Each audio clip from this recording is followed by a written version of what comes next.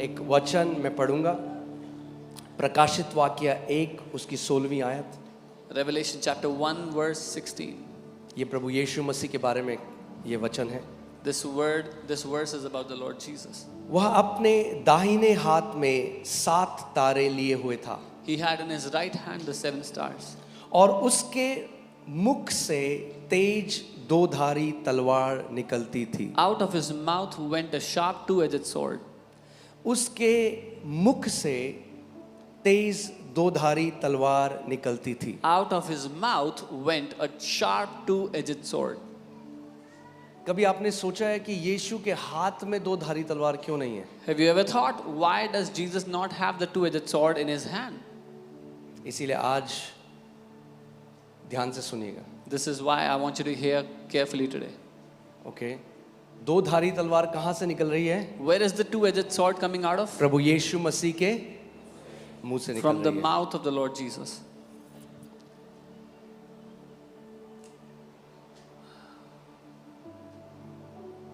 Sword या तलवार क्यों दी जाती है किसी को? Why is a sword given to someone? तलवार अब तो गन्स हैं, मगर पहले जब लड़ाई होती थी तो तलवार लेकर लड़ाई करने जाया जाता था। We have guns nowadays, but back in the day when there was a war, they would take swords and go to fight. अगर तलवार है तो इसका मतलब एक लड़ाई है, If there is a sword, that means there is a fight. और अगर लड़ाई है तो उसके लिए एक हथियार है। And if there is a fight, then there is a weapon that is designated for it. बाकी जगह कई लोग हाथों में तलवार लेते हैं, मसीह के लोग हाथों में तलवार नहीं लेते। In different places, the people they take swords in their hands, but believers, we don't take the swords in our hand. No, हम एक अलग तरह की तलवार दी गई है। We have been given a different kind of a sword. और ये जो तलवार है, And this sword, इसकी सामर्थ जो शारीरिक 1 करोड़ तलवारें हैं उससे भी ज्यादा है। the power of this sword is greater than 1 crore physical swords. मगर प्रॉब्लम ये है कि बहुत सारे मसीहों को नहीं आता ये तलवार कैसे चलानी है। But the problem is many Christians, many believers do not know how to use this sword. अगर किसी के घर में बहुत तेज दो धारी तलवार है और एक बच्चा उस तलवार के पास जाएगा तो वो क्या करेगा? वो अपने को लहूलुहान कर लेगा। If somebody has a sharp two-edged sword in their house and a child goes near it, the child will most likely harm himself. Okay, ऐसे ही आज कितने विश्वासी हैं जो कलीसिया नहीं जाते, खुद बाइबल पढ़ते हैं, मगर क्योंकि एक ऐसी मिनिस्ट्री के अधीन नहीं जिनको परमेश्वर ने बुलाया है, तो उससे अपने को भी काटते हैं और दूसरों को भी काटते हैं।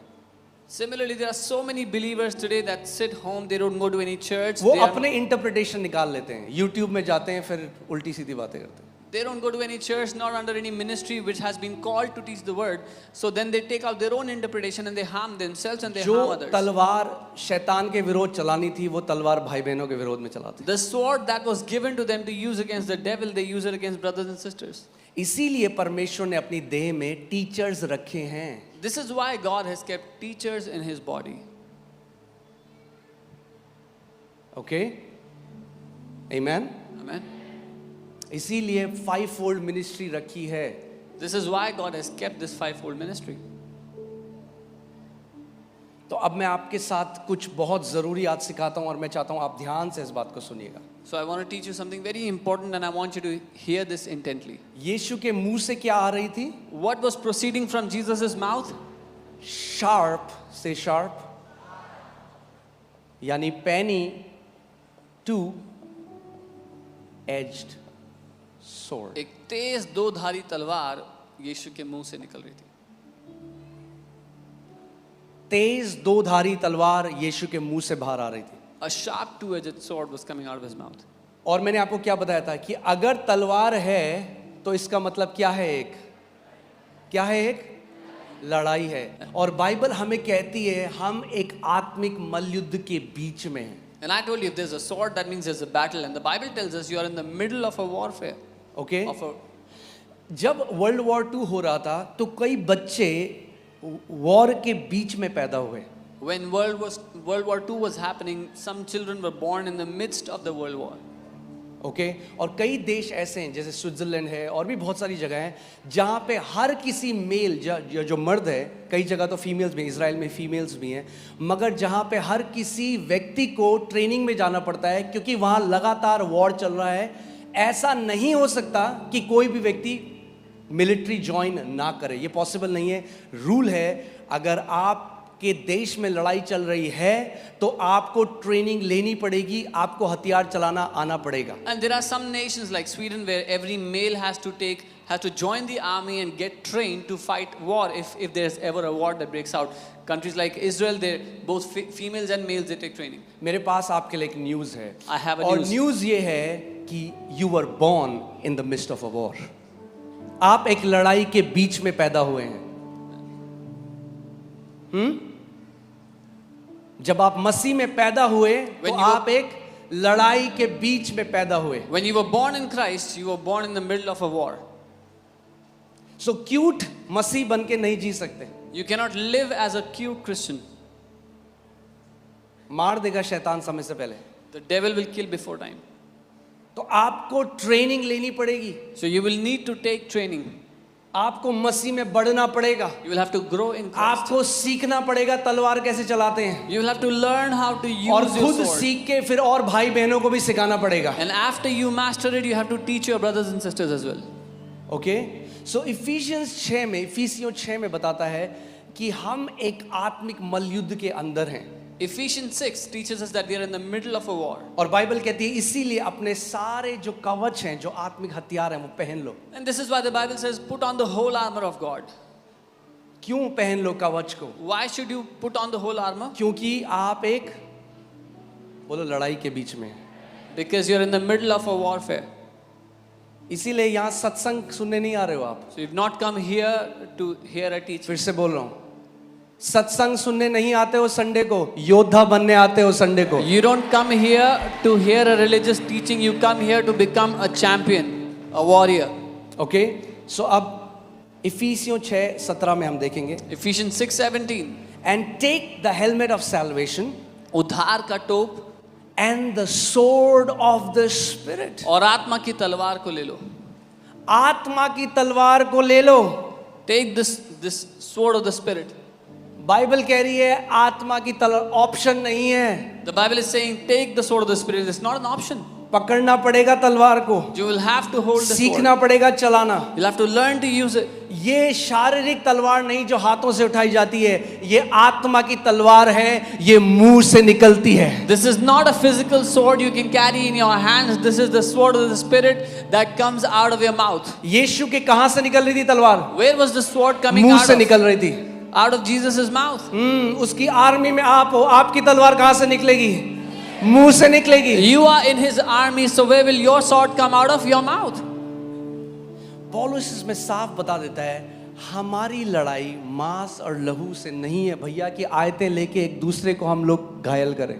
Paul tells clearly we are not fighting against flesh and blood that we take verses and start to wound each ये other. फरीसी की आत्मा है। एक फरीसी की आत्मा बाइबल को लेकर अपने भाइयों पे तलवार मारते हैं।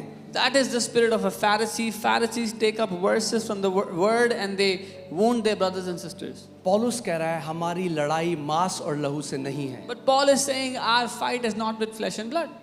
ओके मगर किससे है? But who do we fight? प्रधानताओं से, दुष्ट आत्माओं से। ये वो जो स्पिरिचुअल रेल्म में है, जो आत्मिक जहां में दुष्ट आत्मा है, उनसे लगातार आपकी एक लड़ाई है। Against principalities and powers, those spiritual powers, we have a fight with them. और आप अनजान नहीं रह सकते। And you cannot stay ignorant.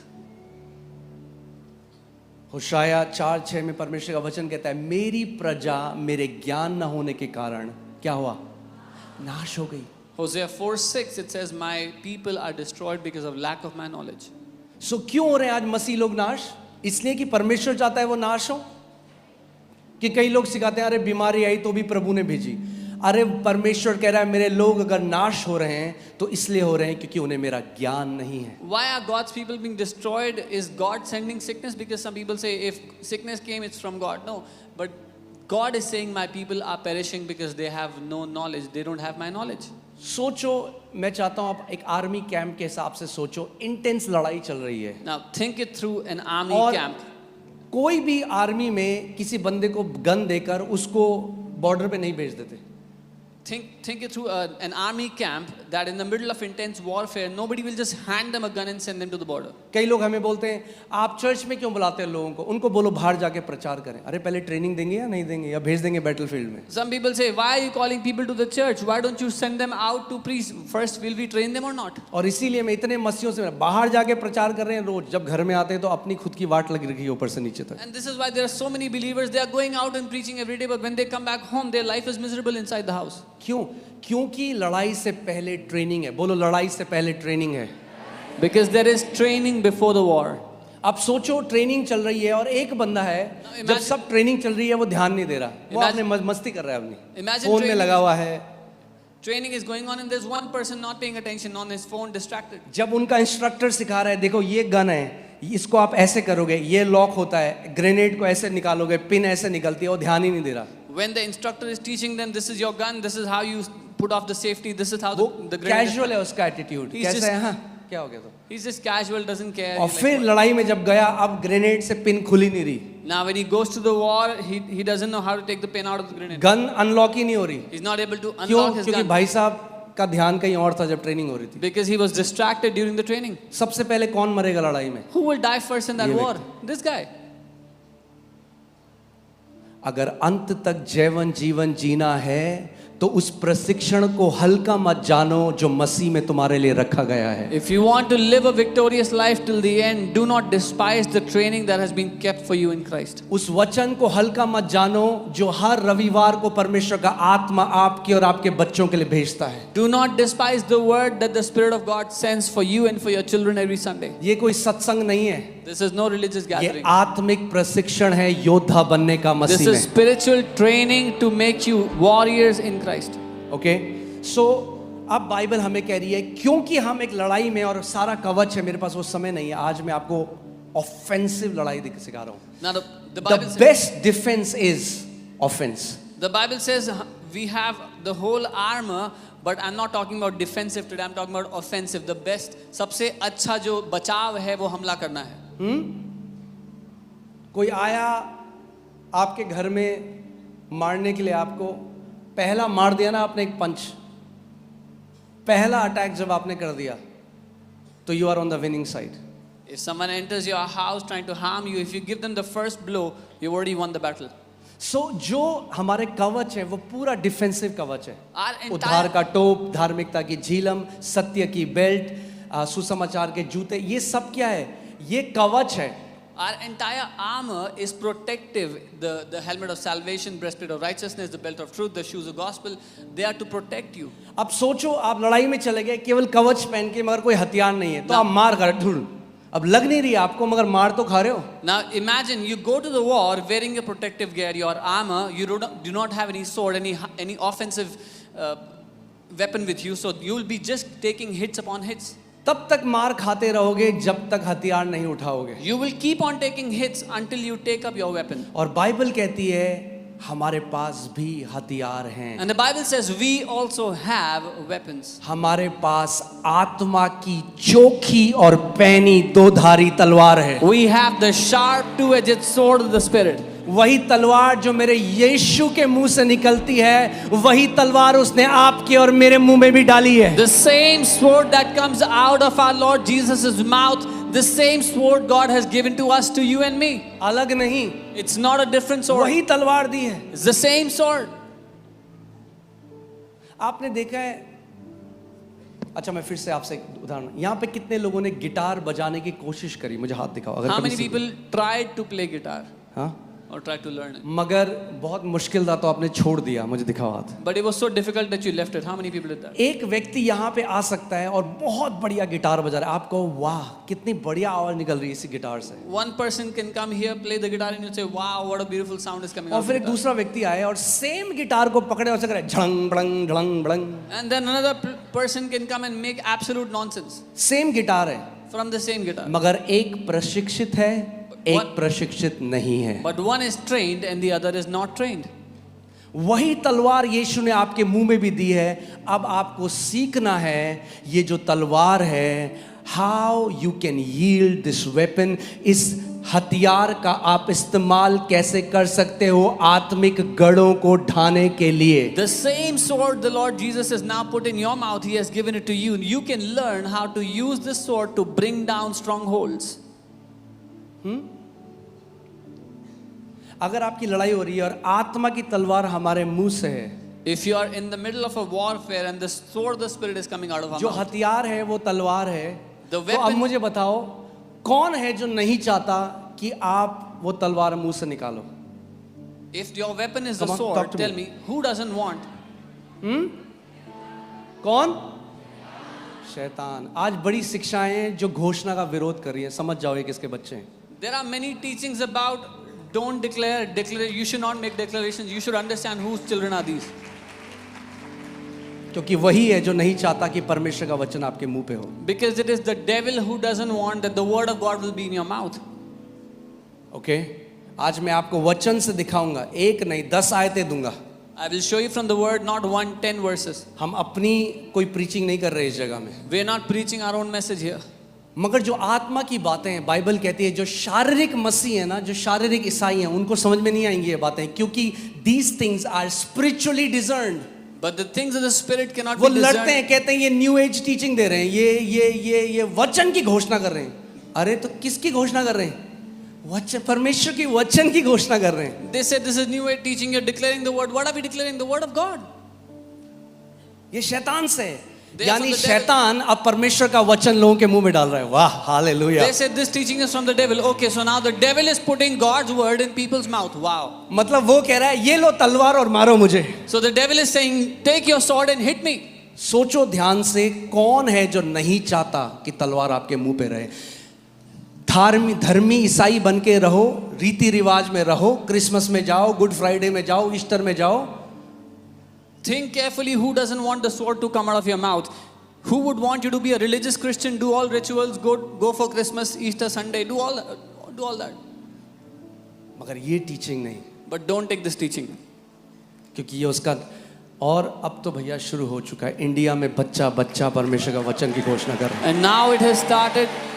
Every child in India will declare the word of और God. ये रुकने वाला नहीं है। And this is not going to stop. Hallelujah. Hallelujah. Okay, अब मैं चाहता हूं आप ध्यान धरकर सुने, अगर किसी को डाउट है ये तो, I want कि you हम to hear. वर्सेस को तोड़ मरोड़ के तो आपको नहीं सिखा रहे। I want you to hear carefully if anybody has a doubt. We are not twisting the word for you. Okay, plain जो बाइबल कहती है मैं केवल वो पढ़ के बताऊंगा, अपना इंटरप्रिटेशन नहीं घुसाएंगे। I will only read what the Bible says. I will not put my interpretation in it. ये यिर्मयाह 1:9, यिर्मयाह 1:9, तब यहोवा ने हाथ बढ़ाकर मेरे मुंह को छुआ। Then the Lord put forth his hand and touched my mouth. यहोवा ने क्या छुआ यिर्मयाह का?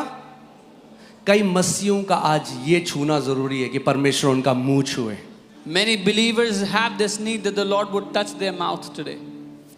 यहोवा ने हाथ बढ़ाकर मेरे मुंह को छुआ और यहोवा ने मुझसे कहा, देख मैंने अपने वचन तेरे मुंह में डाले हैं। Then the Lord put forth his hand and touched my mouth, and the Lord said, behold, I have put my words in your mouth. कहां डाले हैं तेरे? Where has the Lord put his word? कहां डालना चाहता है परमेश्वर अपने वचन को? Where does God want to put his word? हमने लेदर की बुक में डाल दिए। We have put them in a leather book. ये जरूरी है, वरना मुंह में नहीं डाल सकते That's आप। important. पर Otherwise अगर ये लेदर की बुक में ही रहेगा but if it stays in the leather book, तो कई लोग क्या करते हैं, क्योंकि वो नहीं समझते ना, वो शारीरिक जब ईसाई तो पता करते हैं, दुष्ट आत्माओं के ऊपर ना करते हैं बाइबल, यीशु के नाम से निकल। what some people do is because they are carnal, they don't understand. They take the Bible and they hit the people that are. अरे doing ये possessed. हथियार नहीं है, आत्मा की तलवार है, आत्मा की, आत्मिक हथियार है, शारीरिक नहीं है। This is not the weapon, the sword, the Spirit is the weapon. It's not physical. पीटो मत लोगों को बाइबल से, Don't beat people with your Bible. मुंह खोलो और वचन की घोषणा करो। Open your mouth and declare the word. Okay, अब ध्यान से सुनो। Hear carefully. देख मैंने अपने वचन तेरे मुंह में डाल दिए हैं। See, I have this day. क्यों कह रहा है परमेश्वर तेरे मुंह में डाले? ध्यान से सुनो अब आगे। सुन, मैंने आज के दिन तुझे जातियों और राज्यों पर अधिकारी ठहराया है। Why has God put His word in our mouth? It says here, see, I have this day set you over the nations and over the kingdoms. जिन मसीहों के मुंह में परमेश्वर का वचन नहीं है वो कभी अधिकारी नहीं हो सकते। Believers who do not have the word of God in their mouth, they can never walk in authority. अगर अधिकार में चलना है, अगर अधिकारी की तरह चलना है तो परमेश्वर के वचन आपके मुंह में होने चाहिए। If you want to walk in authority, the word of God should be in your mouth. Okay, अब ध्यान से सुनो।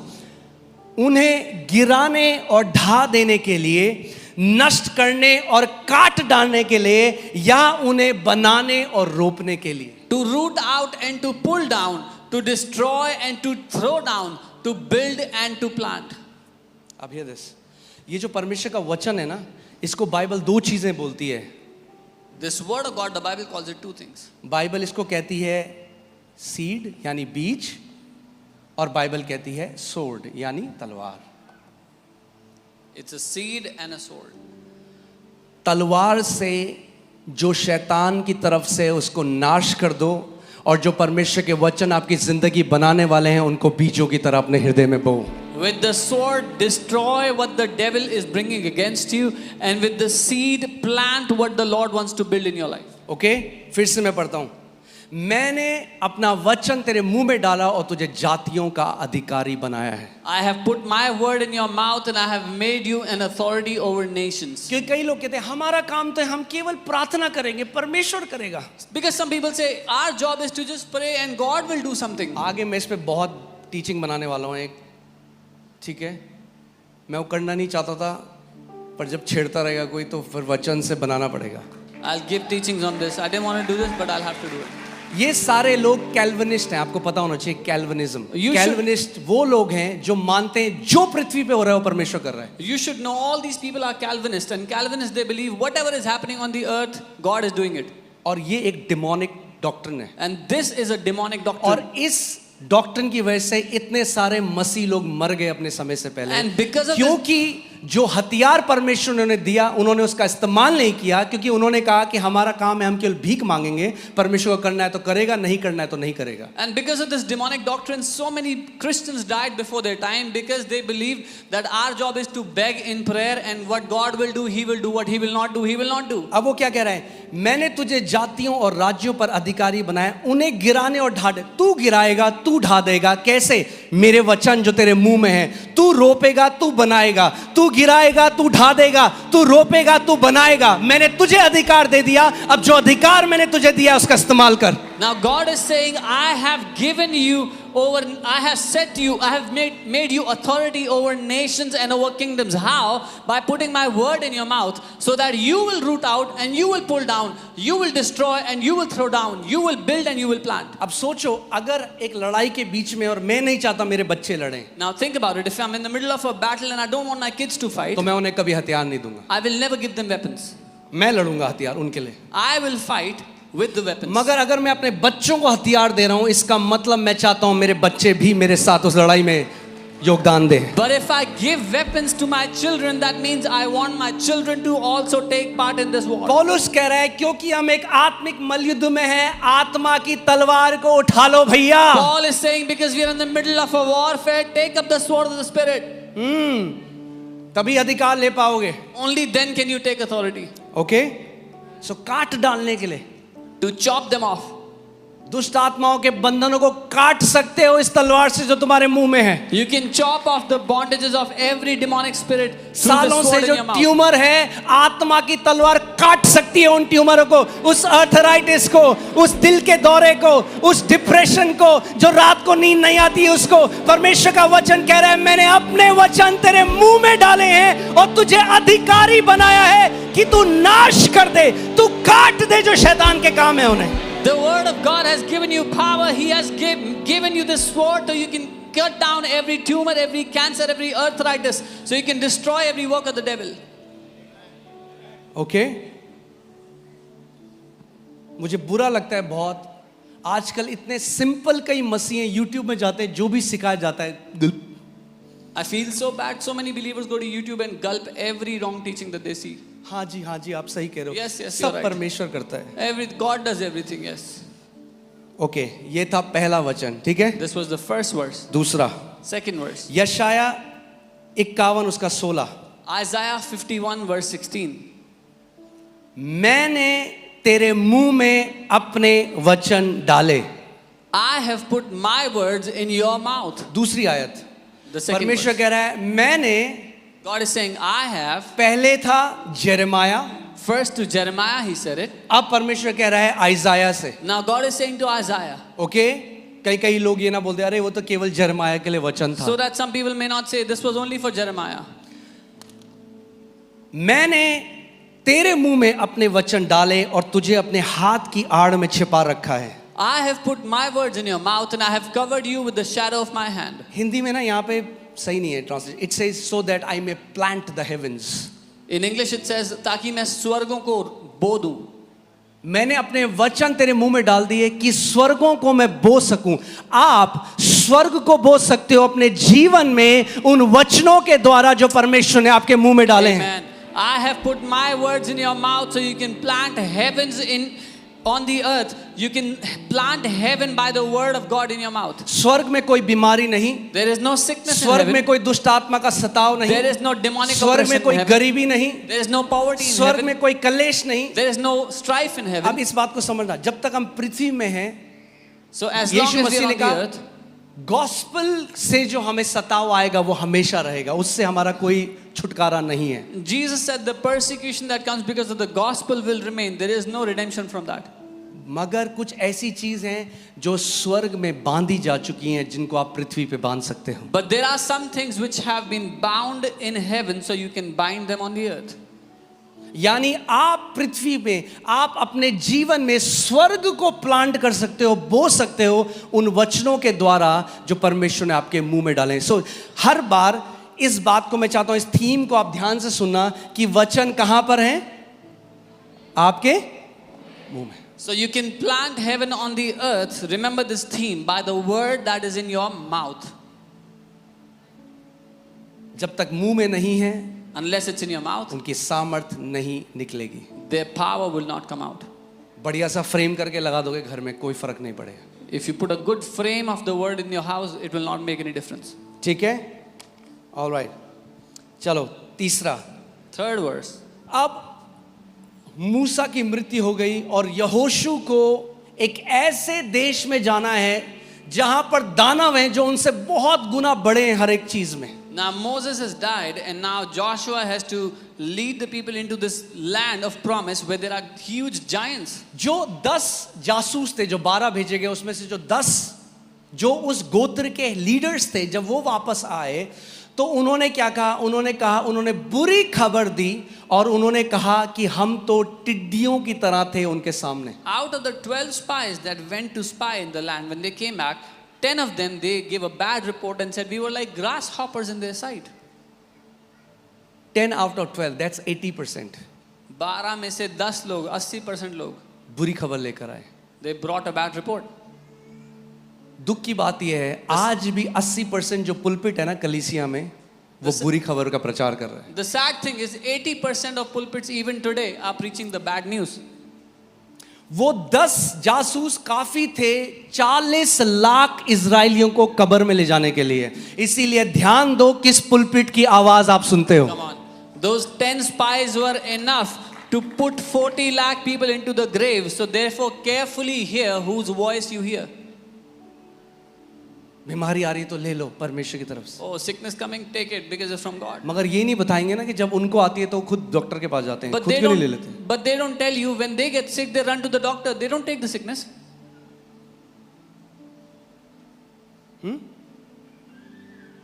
ध्यान दो Hear carefully क्या सुनते हो। what you hear. जितने इजरायलियों ने उनकी आवाज सुनी, Every Israelite that heard their voice, उन्होंने कहा हम कभी इस कनान के देश में नहीं जा सकते। they said they will never enter the land of Canaan. और बाइबल कहती है वो वहीं विल्डरनेस में मर गए। And the Bible records that all of them, they died in that wilderness. क्या ये परमेश्वर की इच्छा थी? Was it God's will? कि 40 लाख इजरायली, तो फिर परमेश्वर धोखा, अगर परमेश्वर की इच्छा थी उन्हें मरुस्थल में मार देना, तो फिर सबसे बड़ा धोखेबाज तो परमेश्वर है, Was it क्योंकि वो God's- उनसे ये कह के उन्हें मिस्र से निकाल के लाया कि मैं तुम्हें कनान में ले जा रहा हूं. Was it God's will to kill them all in the wilderness? If so, then God is the greatest deceiver, because He told them that I will bring you out of Egypt and take you into the land of ये promise. Calvinist doctrine है कि This- जो हो रहा है वो परमेश्वर, बीमारी आ रही है तो ले लो, जो आ रहा है बीमारी तुम्हें कुछ सिखाने के लिए आई है. This is a Calvinist doctrine that if sickness is coming, take it. It has come to teach you something.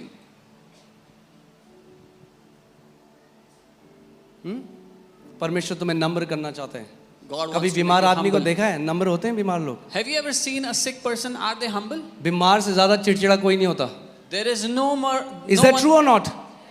There's no one who's more irritated than a sick person.